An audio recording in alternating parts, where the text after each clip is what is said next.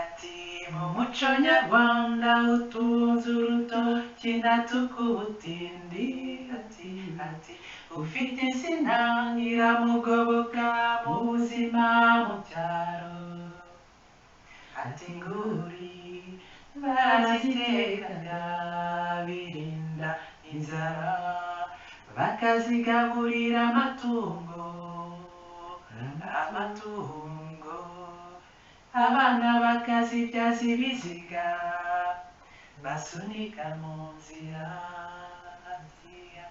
Mu muco nyarwanda utunze urutoki ntatukubutindi.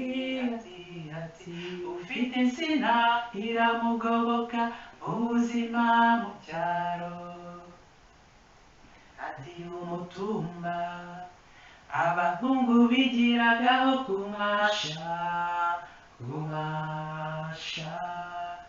abana bakawutsukaho n'abamanutse bakina. Ibirere bakabikoresha mu bugeni bakora imitako. Ibirere bakabikoramo ibihoho bapfukamo impamba.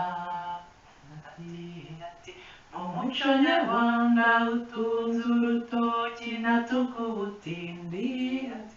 Ati ufite insina iramugoboka mu buzima mu cyaro. Ati umwana abakobwa bato bakunda kuwuheka bakina. Mu muco nyarwanda utunze urutoki ntatukubutindi. Ati ufite insina iramugoboka mu buzima mu cyaro.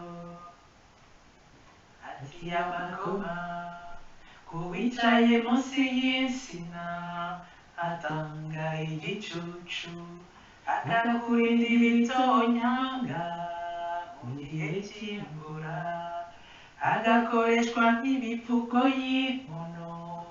y'inkono ku ziko, bakayatwaramo amavuta n'inyama.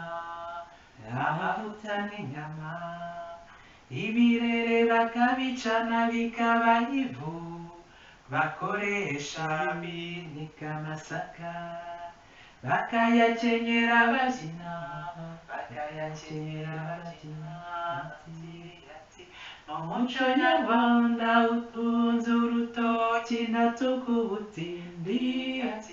Ati ufite insina iramugoboka mu buzima mu cyaro.